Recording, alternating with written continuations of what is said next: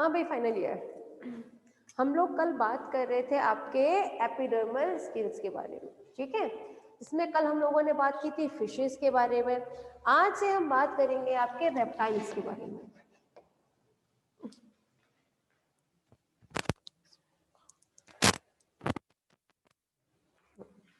चलो, रेप्टाइल से पहले हम बात करते हैं एम्फीबिया के बारे में।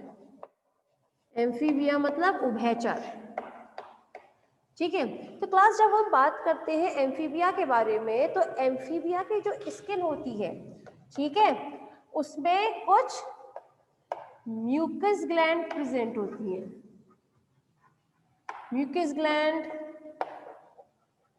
पॉइजन ग्लैंड, ये प्रेजेंट होती है, ठीक है। देखिए, अगर हम बात करें आपके म्यूकस ग्लैंड में, ठीक है, तो म्यूकस ग्लैंड है, क्या चीज सीक्रेट करेंगी, क्या चीज स्रावित करेंगी? म्यूकस ग्लैंड हमेशा एक म्यूकस स्रावित करती है। क्या स्रावित करती है? म्यूकस का स्त्रावन किया करती है। वही पॉइजन ग्लैंड जो है, ये भी एक प्रकार का पॉइजन का स्त्रावण करती है। लेकिन इसके पॉइजन में और रेप्टाइल्स के पॉइजन में बहुत अंतर होता है। कैसे?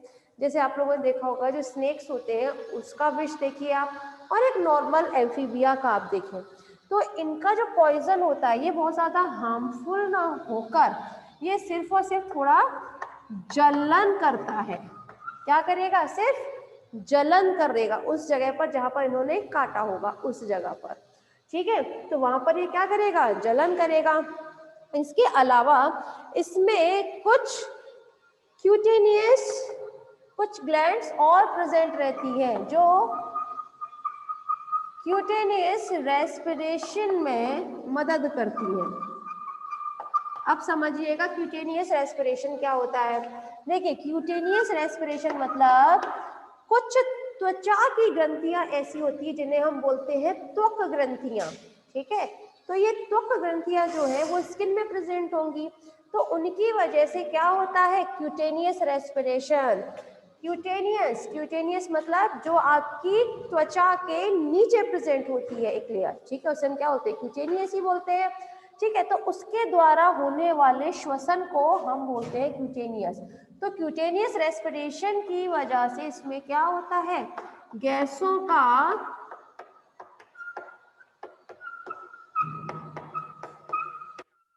आदान प्रदान, ठीक है ना। गैसों का आदान प्रदान बहुत आसानी से हो जाया करता है। कब? जब हम बात करते हैं एम्फीबिया में क्यूटेनियस रेस्पिरेशन के बारे में, ठीक है। तो एम्फीबिया की स्किन में ये प्रेजेंट होते हैं। और इसके अलावा एम्फीबिया में कुछ और ग्रंथियां भी पाई जाती हैं जिन्हें हम कहते हैं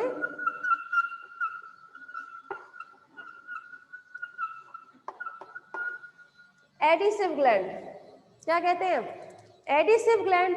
जैसे एडिसिव ग्लैंड क्या होती है समझिएगा, आप लोगों ने जनरली देखा होगा जिससे फ्रॉग होते हैं,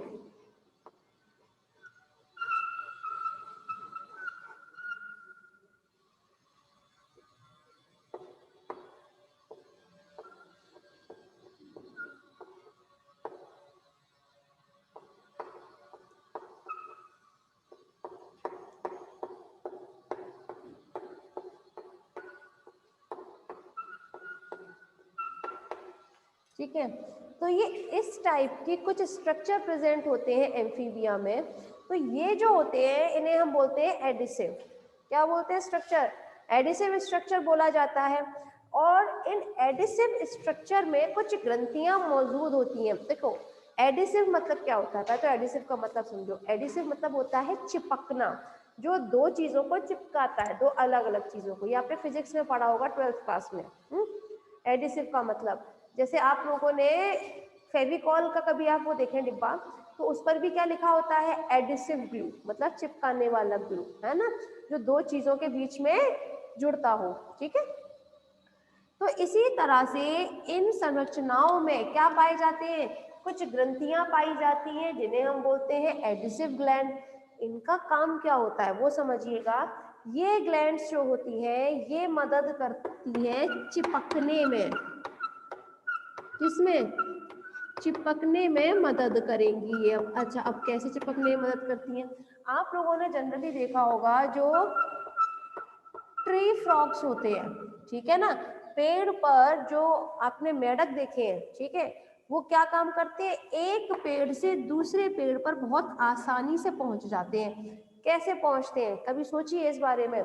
क्योंकि उनमें ये एडिसिव ग्लैंड मौजूद होती है जो आपके दूसरे पेड़ पर, एक पेड़ से दूसरे पेड़ पर जब ये छलांग लगाते हैं तो उस दौरान इस पेड़ पर इनका थोड़ा सा पकड़ स्ट्रॉन्ग हो, इसीलिए ये हमेशा क्या काम करते हैं, अपने इस एडिसिव ग्लैंड का यूज किया करते हैं। ठीक है, तो यहाँ तो बात रही आपके एम्फीबिया की। अब हम बात करते हैं रेप्टाइल्स की। रेप्टाइल्स मतलब सरीसृप, सरीसृप मतलब जो रेंगने वाले जंतु होते हैं।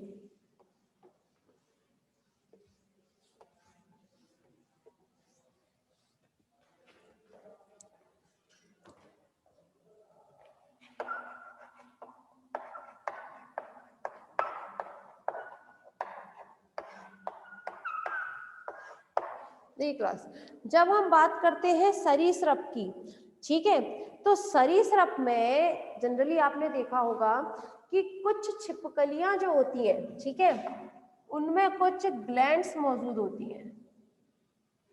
क्या मौजूद होती है उनमें? कुछ ग्लैंड्स मौजूद होती हैं जिन्हें हम बोलते हैं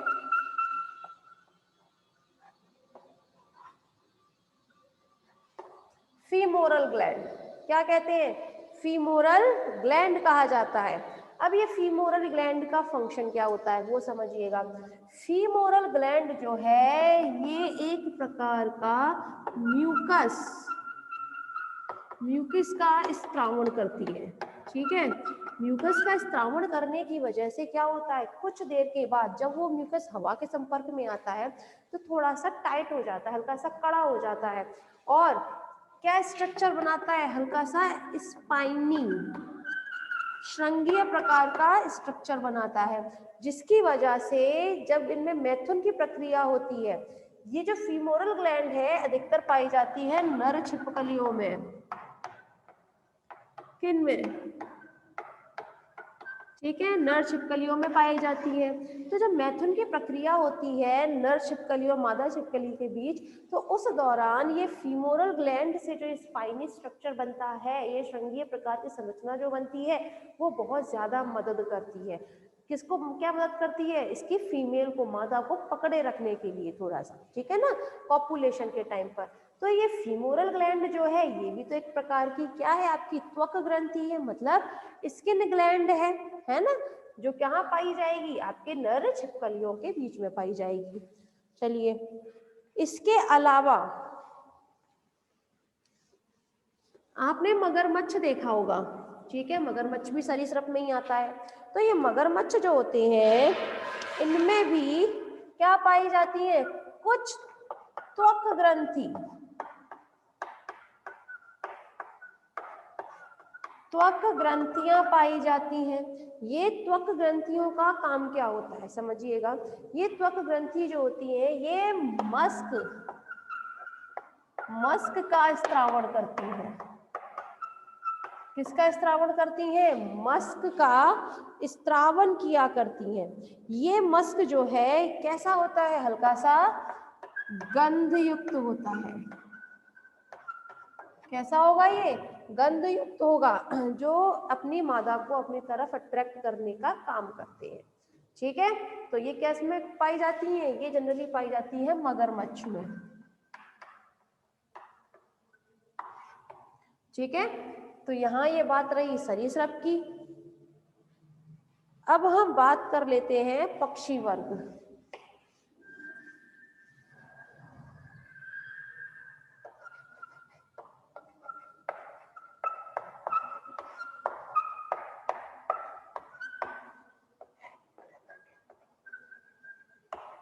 एवीज, ठीक है। तो पहली बात तो ये क्लास कि यहाँ पर ये क्वेश्चन आता है कि ये एवीज जो है वो क्या होता है, ठीक है। तो मैं आपको एक बात बता दूं कि एवीज जो है ये से हम बोलते हैं पक्षी वर्ग। आप लोगों ने जनरली 2 सुपर क्लास के बारे में पढ़ा होगा, फर्स्ट ईयर में पढ़ाया जाता है। 2 सुपर क्लास कौन कौन सी होती है? एक होती है पीसेस, दूसरा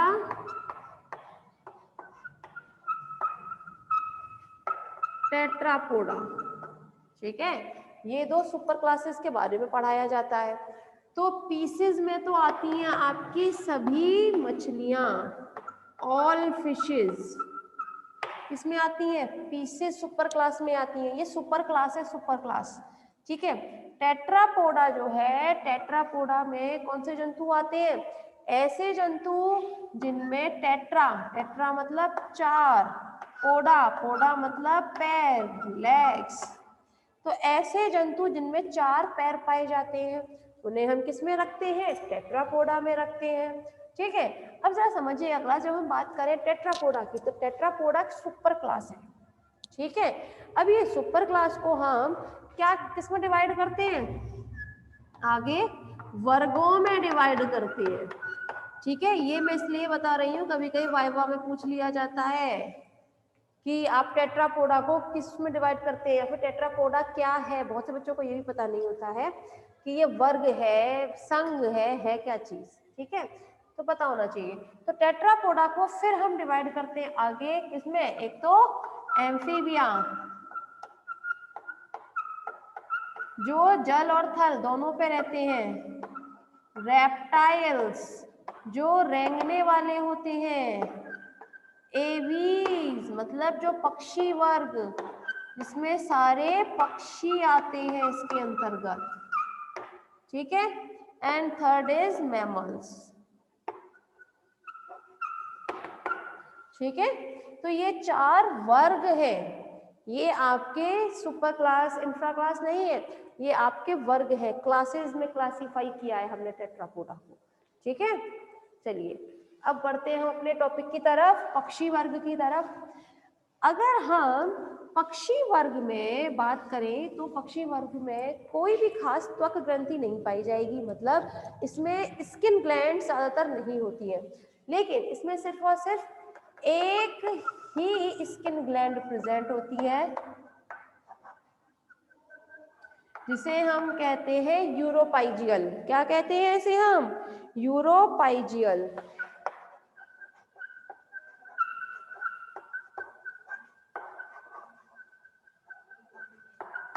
ठीक है, अब क्वेश्चन यहाँ पर ये आता है कि यूरोपाइजियल क्या है। तो ये यूरोपाइजियल ग्लैंड जो है, ये एक तरीके से एवीज में, मतलब सभी पक्षियों में इसका काम करती है, ऑयल ग्लैंड का काम करती है। ठीक है, तेलीय ग्रंथि का काम करेगी।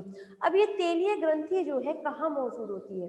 तेलीय ग्रंथि मौजूद होती है जो इसकी पूंछ होती है पीछे, तो वहां पंखों के नीचे प्रेजेंट होती है, पूंछ वाले रीजन पर।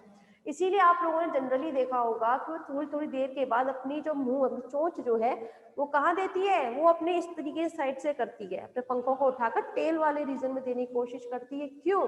क्योंकि वहां पर यूरोपाइजियल ग्लैंड प्रेजेंट होती है, जिसमें से क्या चीज का सीक्रेशन होता है, क्या स्त्रावित होता है?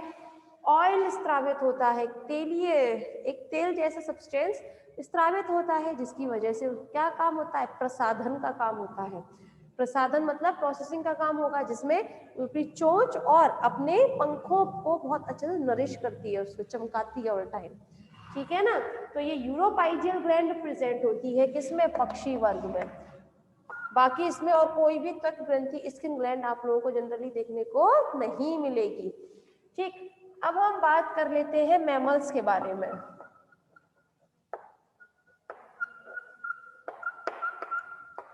मैमल्स मतलब स्तनधारी जंतु जो होते हैं। स्तनधारी जंतुओं में जैसे हम लोग अगर अपनी खुद की भी बात करें तो हम लोगों में बहुत सारी स्किन ग्लैंड देखने को मिलेंगी। सबसे पहले हम बात करेंगे आपके सिबिस्टिस ग्लैंड की।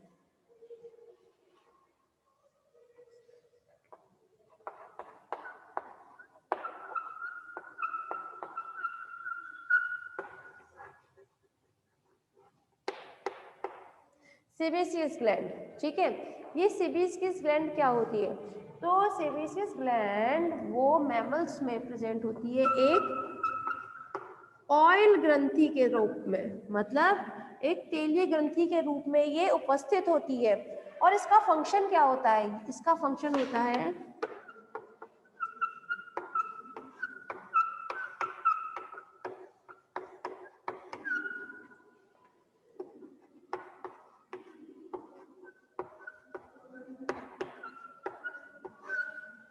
नाखून व बालों को चमकाने का। ठीक है, इसका मेन फंक्शन क्या होता है कि ये हमारे नाखून, हमारे बालों को, इनको हमेशा चमका कर रखती है। इसलिए कभी कभी हम लोग क्या देखते हैं कि हेड वॉश करने के बाद भी हमें क्या देखते हैं, कुछ दिनों के बाद उसमें ऐसा लगता है चिपचिपे हो रहे हैं क्या बाल। किसकी वजह से होते हैं? ये हमारे इस सेबेशियस ग्लैंड की वजह से ही होते हैं। अब इस सेबेशियस ग्लैंड में क्या खासियत होती है कि इसकी जो नलिकाएं होती हैं वो कहाँ आकर खुलती हैं? इसकी नलिकाएं हमेशा हेयर फॉलिकल में आकर खुलती हैं। कहाँ आकर खुलेंगी? हेयर फॉलिकल में आकर खुलती हैं। ठीक है, जो पुटिकाएं होती हैं ना, रोम पुटिकाएं जिन्हें हिंदी में बोलते हैं, उनमें आकर इनकी नलिकाएं खुलती हैं, जिसकी वजह से ये क्या काम करती है? उनको चमकाने का काम करती है। इसलिए हमें हमारे बाल कुछ टाइम के बाद थोड़े से चिपचिपे नजर आते हैं। ठीक है, नेक्स्ट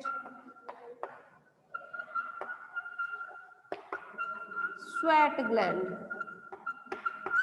देखिए क्लास, जब हम बात करें स्वेट ग्लैंड, मतलब आपका ये जो पसीना निकलता है, ठीक है, वो किसकी वजह से निकलता है? आपके इन्हीं स्वेट ग्लैंड्स की वजह से निकलता है।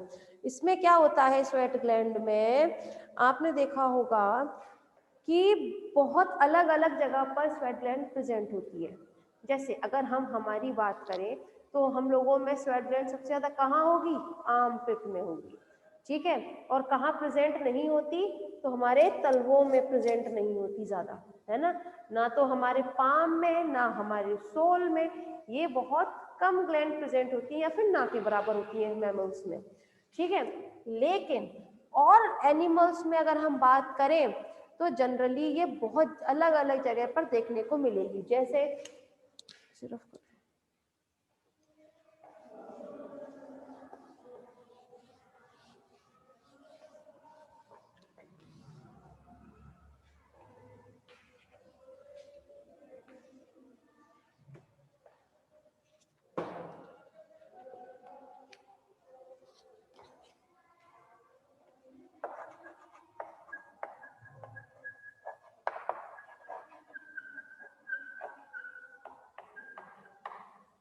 जैसे अगर हम बात करें चूहे व बिल्लियों में,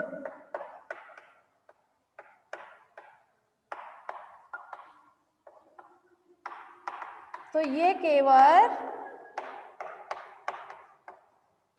पैरों के तलवों में पाई जाती है। कहाँ पाई जाएंगी? पैरों के तलवों में। ठीक है, वहीं अगर हम बात करें खरगोश की, तो खरगोश में कहाँ पाई जाती है? होठों के चारों ओर।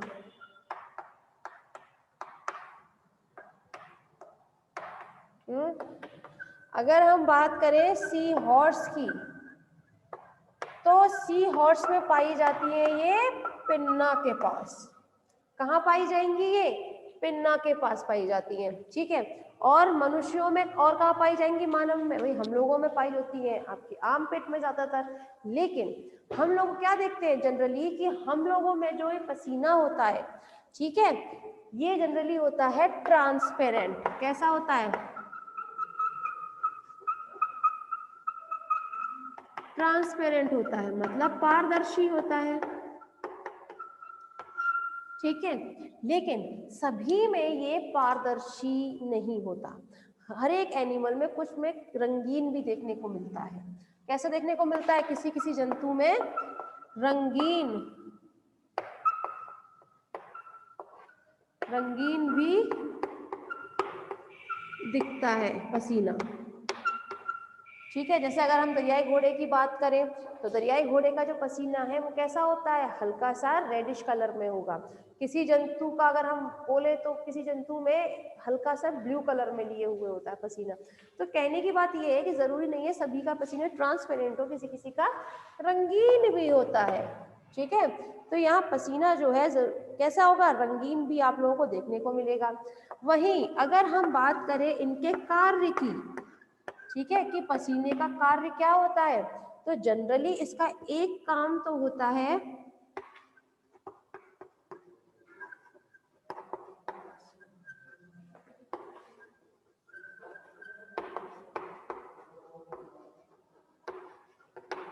एक्सक्रीट दी वेस्ट प्रोडक्ट, मतलब हमारे शरीर में से जो उत्सर्जी पदार्थ होते हैं, उत्सर्जी पदार्थ मतलब जो हमारे लिए हानिकारक होते हैं, ठीक है, उनको ये क्या करता है, एक्सक्रीट करता है, उत्सर्जित कर देता है।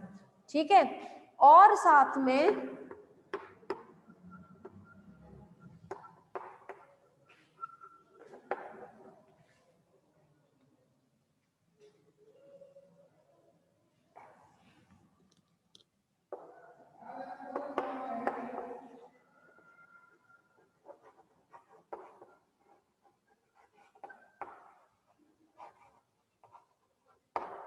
Maintain the body temperature.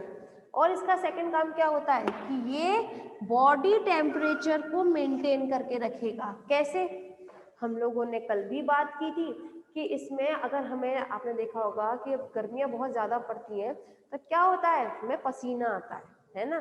तो पसीना आता है, क्यों आता है, जिससे हमारी बॉडी जो है वो थोड़ी ठंडी रहे, क्योंकि इतना इन्वायरमेंट उस वक्त गर्म होता है कि अगर हमें पसीना नहीं आएगा तो उस वक्त हमें बहुत ज़्यादा बेचैनी होगी, है ना। तो पसीना आना अच्छी चीज़ होती है, क्यों, क्योंकि उसकी वजह से हमारी बॉडी जो है थोड़ी सी कंट्रोल्ड में रहती है। तो इसीलिए कहा जाता है कि जो पसीना है, जो स्वेट है, उसका क्या चीज़ रहता है, मेन फंक्शन, एक तो हमारी बॉडी से वेस्ट प्रोडक्ट बाहर निकालना और साथ में हमारी बॉडी के टेम्परेचर को मेंटेन करके रखना। ठीक है, चलिए आगे बात कर लेते हैं हम।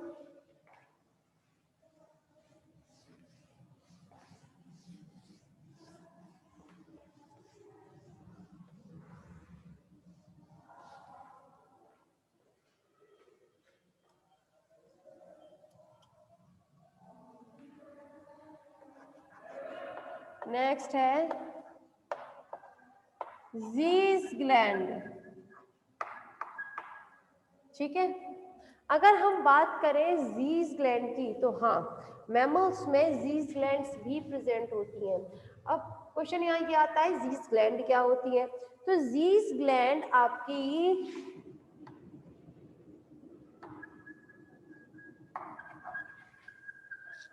सिबिस्कस ग्लैंड का ही रूपांतरण होता है।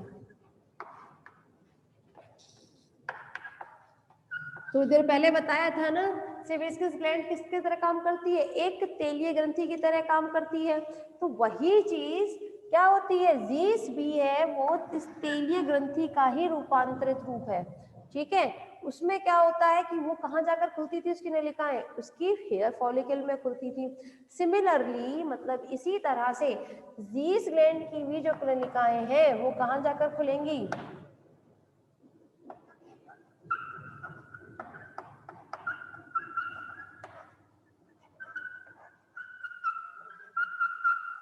Follicle of eye lashes. ठीक है, तो वो कहाँ आकर खुलती थी, हमारे आई लैशेस जो होती है ना, ये आई लैशेस, ठीक है, तो आई लैशेस की जो फॉलिकल होती हैं, ठीक है, उसमें आकर खुलती हैं। तो ज़ीस ग्लैंड का क्या फंक्शन होता है कि ये हमारी आई लैशेस को क्या करती है, थोड़ा नरिश करती है, उनको चमकाते रखती है हमेशा। तो ज़ीस ग्लैंड एकदम सिमिलरली आपके सेबेसियस ग्लैंड के जैसी, जो तेलीय ग्रंथि होती है ना, इसी के जैसी आपको ज़ीस ग्लैंड देखने को मिलेगी। नेक्स्ट,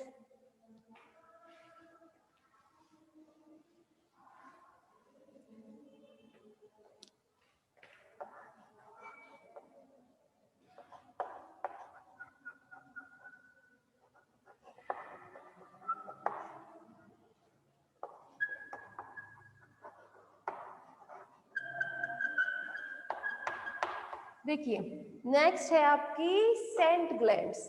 सेंट ग्लैंड की अगर हम बात करें तो सभी के शरीर में, सभी मैमल्स की बॉडी में क्या प्रेजेंट होती है, कुछ गंध युक्त ग्रंथियां पाई जाती हैं जिन्हें हम बोलते हैं सेंट ग्लैंड्स।